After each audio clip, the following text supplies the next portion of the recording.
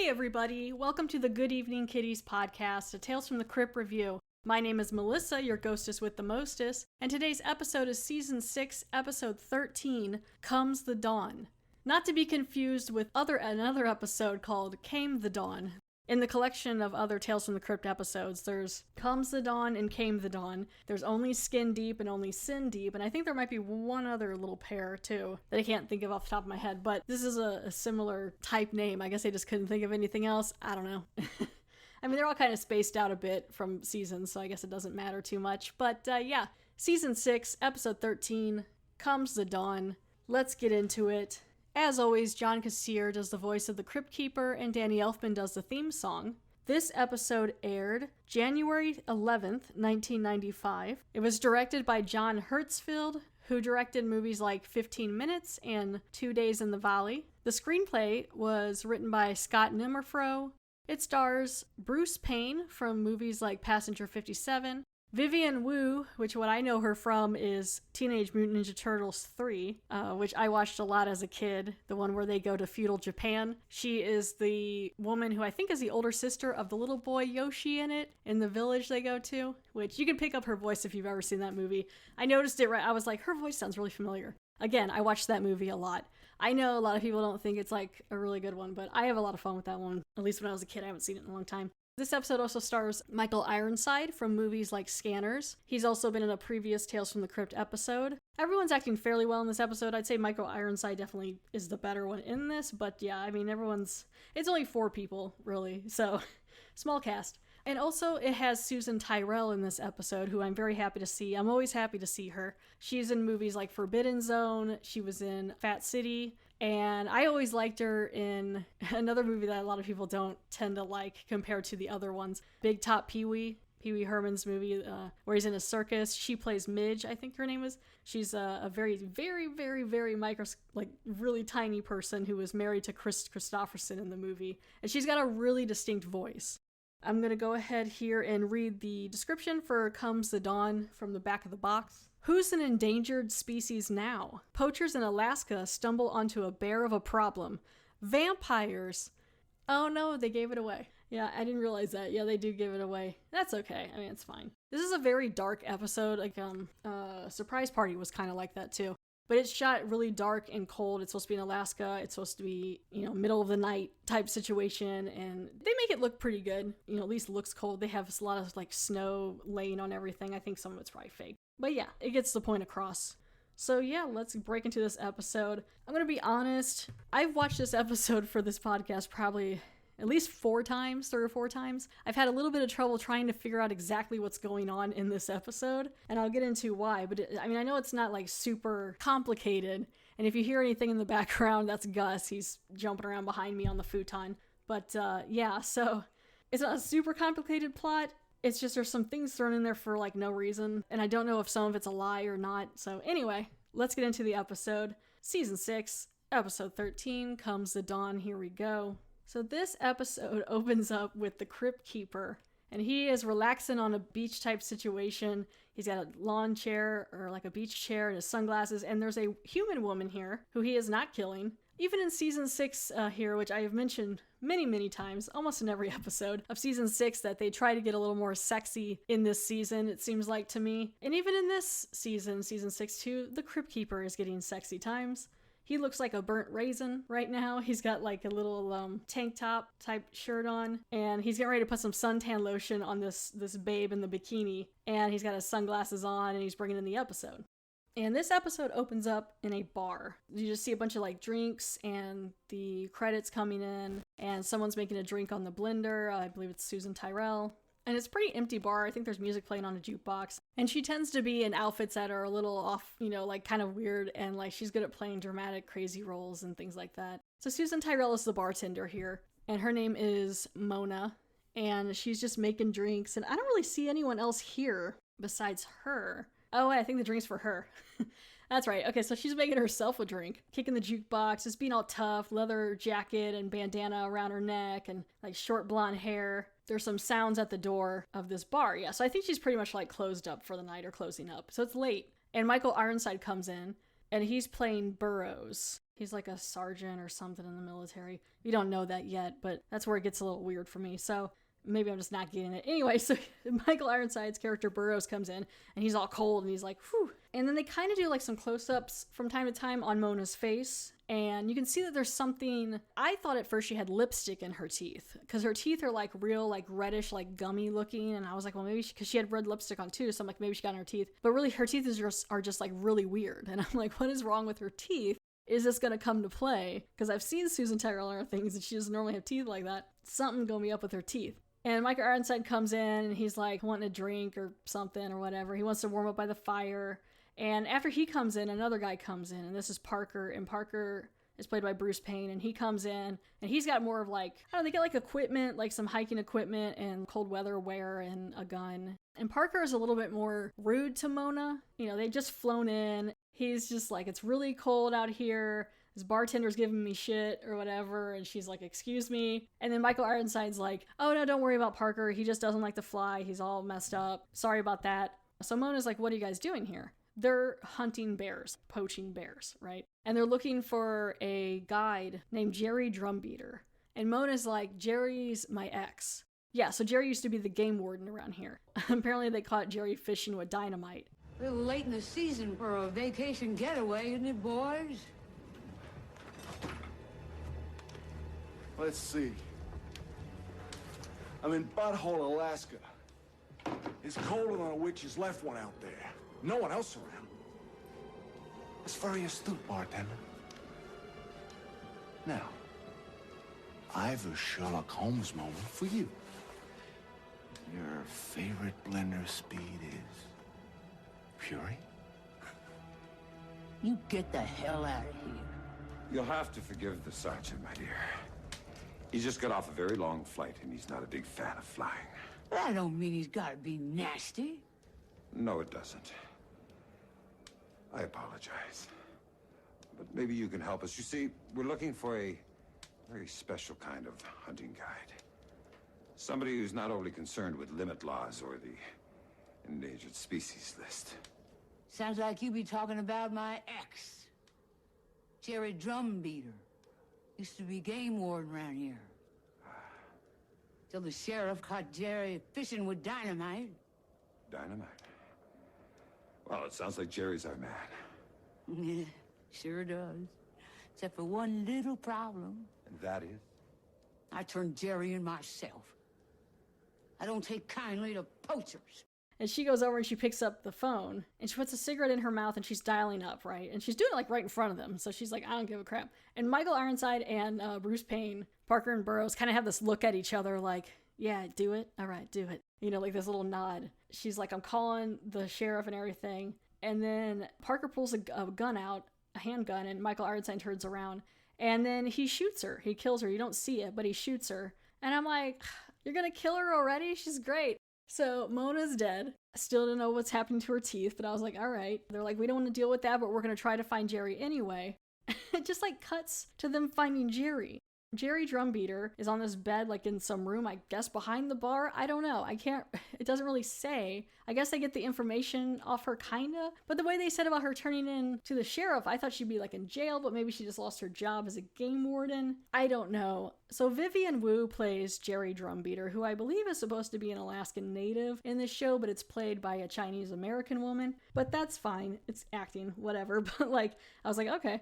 And they find her, and she's like in this dark room, and they're like, are you sure you're Jerry Drumbeater? Because they were expecting a guy. It's freezing outside, but she must be really warm in this room because she's just got a tank top and like some shorts on, or like jeans on or something.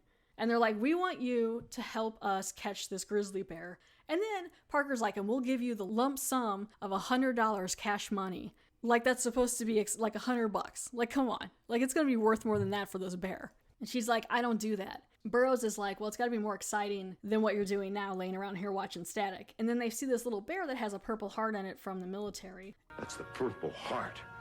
You should display it proudly. It's not something that I'm proud of, Colonel.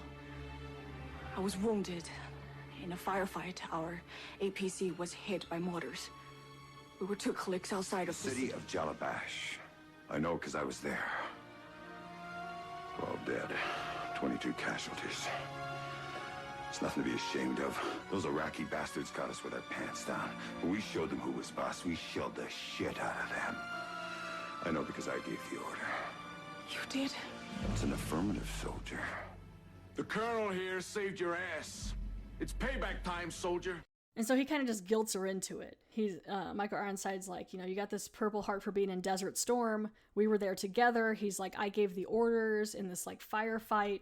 But it's like, I don't know, part of it's also like, I guess, is he bad for doing the order? Or like, I don't know, they don't go enough into it. It just seems like it's out of the blue. Like, I don't buy that he's a colonel. I've looked at some reviews and things that they call him that. Fine. I just feel like they could have worked a little bit more into the army or the military background for Desert Storm, just a little bit more. Instead, what they end up doing is you find out there's like this lesbian thing between Mona and her that kind of, it doesn't go anywhere. It really doesn't matter. Maybe one or two like little lines that are like, oh, okay, I get that. But really, all they do is they throw that in so that they can say like, some like semi-derogatory comments about that, which I'll get into later too. So like it just, I feel like they would have cut more of that out and worked more on this part. It maybe would have made a little more sense. It's not that it's not a fun episode. It's just kind of a little disjointed. So they make her feel guilty, and she's like, fine, I will help you.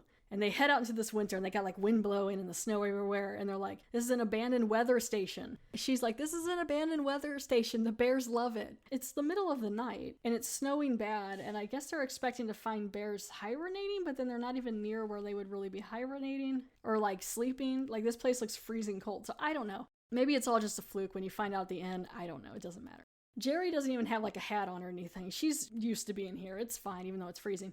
So she's talking to Burroughs, and they find some tracks, and it's supposed to be a grizzly, and they're like, cool, we're gonna get it. So yeah, they're gonna set some traps and get these bears. And it's kind of like, it's also got Parker and Burroughs like talking to the side about their partnership. I feel like they could have done a little more research on the terrain. I mean, I guess they were like, well, we'll just get this guy to help us, or this, you know, now it's a woman, this woman to help us, and we'll be fine. But they should have planned this a little bit better instead of just being like, we'll just drop in, get this bear, call my location thing. I've been in the military 20 years. I got this, you know, like he's just like, whatever. And Burroughs calls Parker Sergeant. So I don't know if he was in the military too. I don't know. So Burroughs goes outside, and then Parker and Drumbeater are left in there to set some traps. And this is where there's like this weird flirty thing where it's freezing out, you know? He doesn't have his hat on either. It's cold. She's setting a bear trap. She kind of bends over, and I guess you see her butt. I don't know. It's like not like I mean, she's covered in clothes, but he's all like, yeah, girl, back that up. Or like, it's almost exactly like what he says. That's what Parker says, right? And then she walks over and she's like, you know, you don't have to try so hard. You could have me if you wanted to. I mean, by now they knew about her and Mona because they figured, you know, because Mona said that was her ex. So he was like, I thought you were into women. And she's all like, well, I'm into both, whatever, you know, meat's meat, which I was like, okay. So she's like, meat's meat. He mentioned something about Mona's teeth. And I was like, yes. Like, I'm watching the episode. I'm like, yes. What about Mona's teeth? He was like, I can't believe you'd be interested with someone like that with her teeth and everything. She's like, well, actually, it helps make things easier. And I'm like, what? They don't really get to talk much about that because like they kind of start flirting, and she is kind of like trying to get him to join her and talking to him about well, how bears love teriyaki jerky, and asking him like, is this 50-50? And he like, she's trying to turn them two against each other. I'm all yours if you want me. What about your friend, the bartender?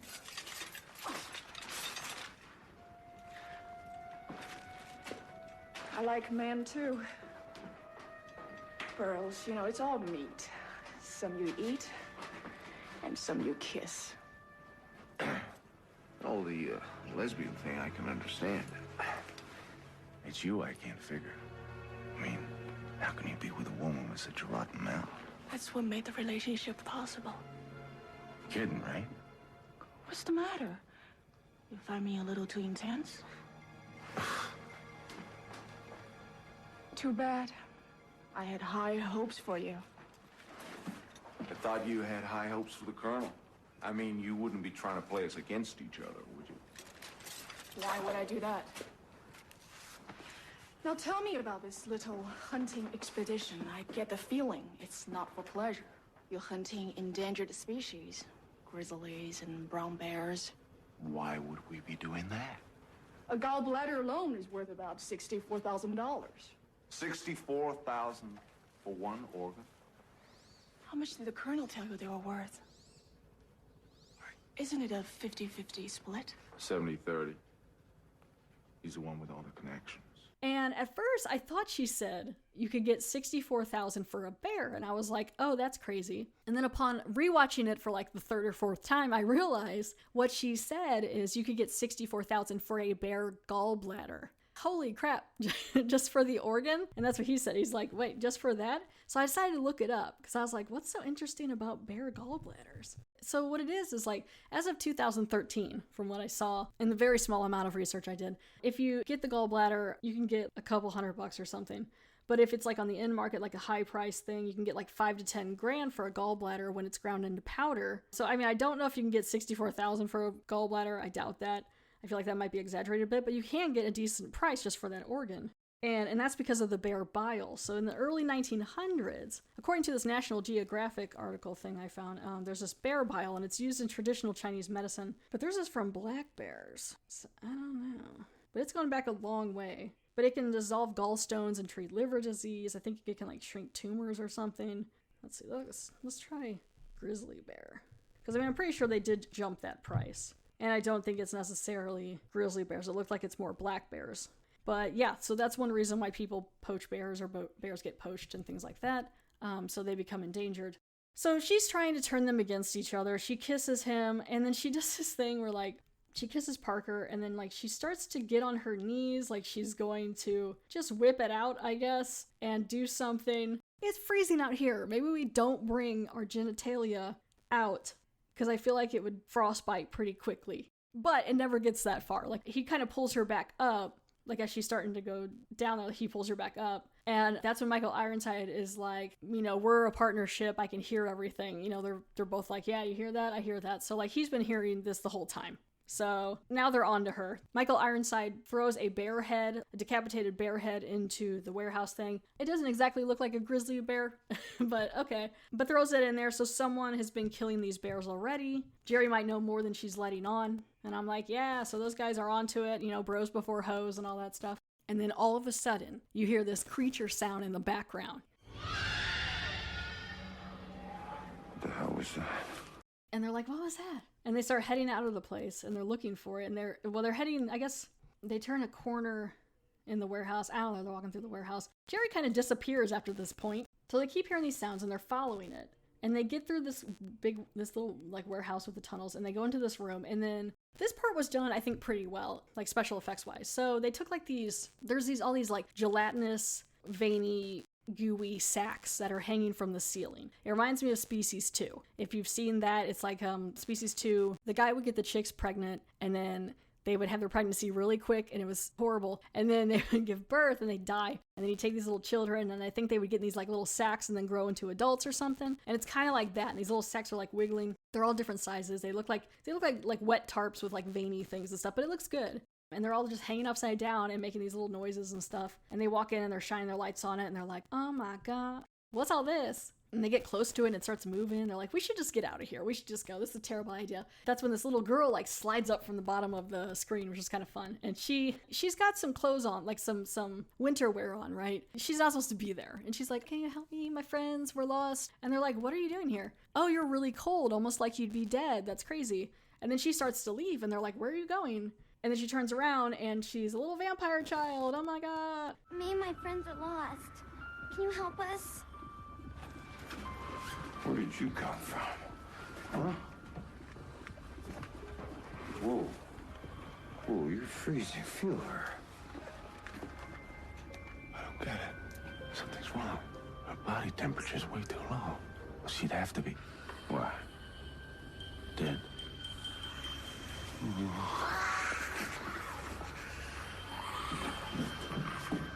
Hey, where are you going?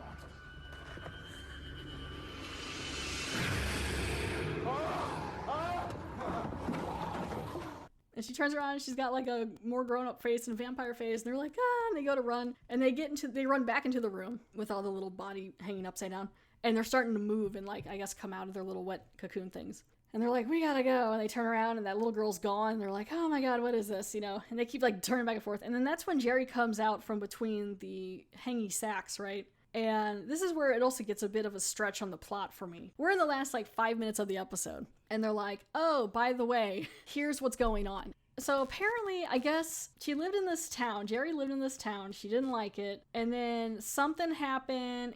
I guess the kids had it first.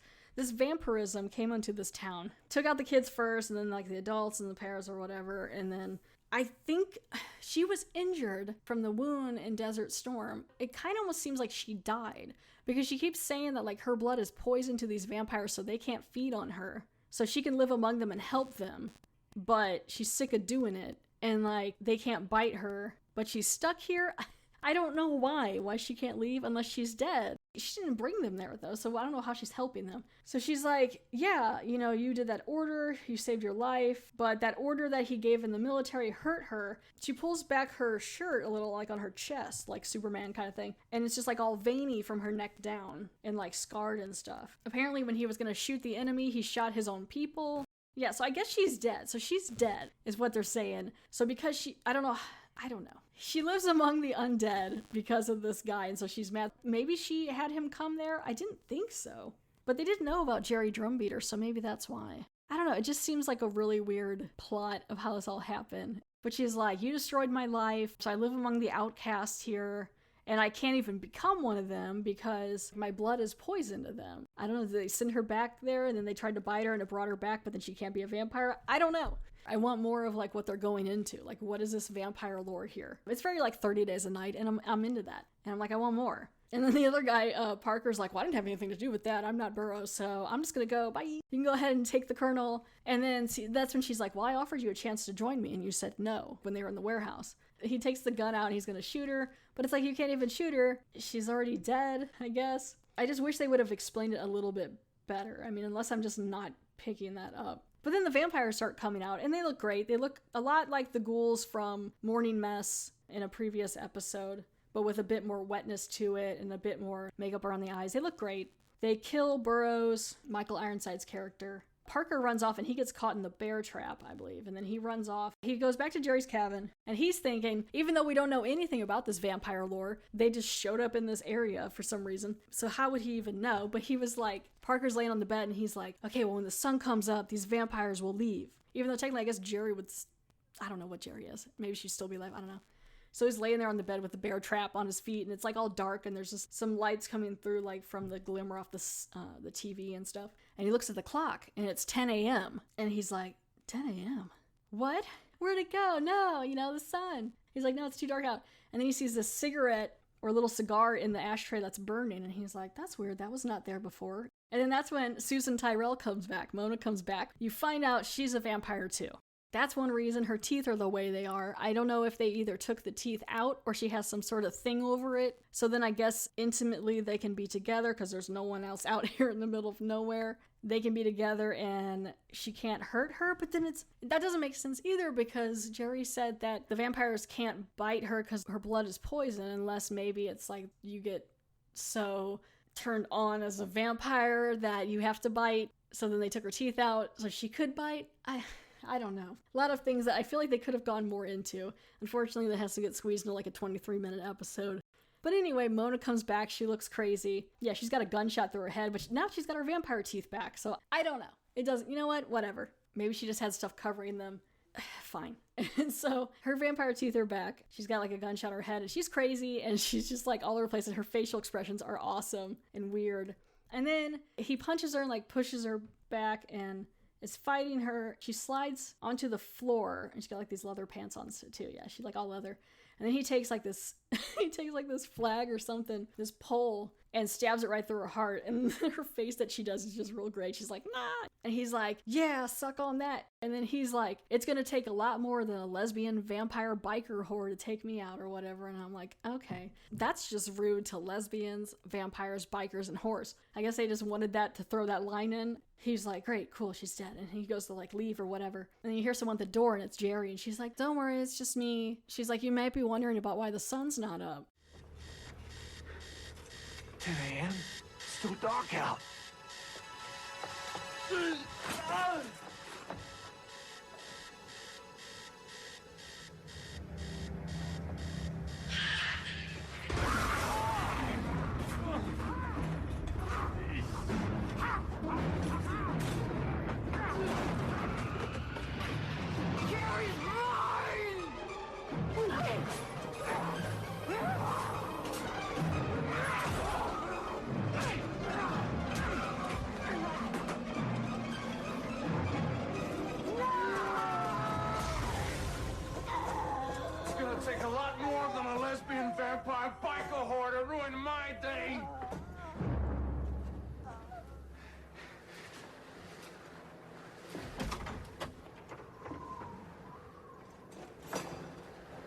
afraid. It's only me. Where's the sun? In Alaska, the sun isn't coming up for another 2 months. Isn't that convenient? They didn't look up anything before they planned this trip to find out if there was constant nighttime right now. But it's cool though, because then she says that, and then she opens up the door, and it's like all the little creatures, and they're like all like, Rah. She's like petting them, and then she like sends them after him, and she's just smiling. And that's the end of the episode. There were vampires, and they both died because they were greedy poachers. It's not a bad episode. It's got some great effects, and it's fun. It just, I feel like it could have been more fleshed out, pun intended. Let me see here about that Alaska thing. Okay, well, Barrow is one of Alaska's northernmost cities and gets complete darkness for 2 months out of the year. Maybe they are in Barrow and I missed that. But then in Barrow, they will enjoy the midnight sun all summer. That sounds even creepier. That would weird me out. I guess that's why you get like blackout curtains and stuff. I don't know. So that is a thing. I mean, I knew some of it was a thing. I just didn't know if it was that long. But yeah, maybe they're in Barrow. So that's the end of season 6, episode 13. Comes the dawn. We go back to the Crypt Keeper. He's enjoying a drink with a little umbrella in it. Crypt Keeper, you're so punny. And the best Crypt Keeper pun is, I think he'll get used to being hunted for a change once he gets the fang of it. And if it doesn't work out, he can re-enlist in the Marine Corps. get it? Hunter, fang, vampires. So yeah, that's the end of the episode. There is one little piece of IMDb trivia, which I already mentioned, about Michael Ironside appearing in The Sacrifice, which is a previous Tales from the Crypt episode in 1990. The next episode is season 6, episode 14, 99 and 44, 100% pure horror. Thank you all so much for downloading and listening to this episode. You can follow me on Facebook. You can follow me on Twitter at Gek Podcast. That's at GEK Podcast. If you have any questions or comments, you can send me an email at goodeveningpod@gmail.com. You can also leave a review on, I believe, Podcast Republic, iTunes, or Apple Podcasts, and Facebook, and I will read it on the podcast. You can check out Gus the Podcat on his Instagram page at a sweet cat named Gus. And that's pretty much it. So yeah, thanks again for listening, and have a good one. Bye.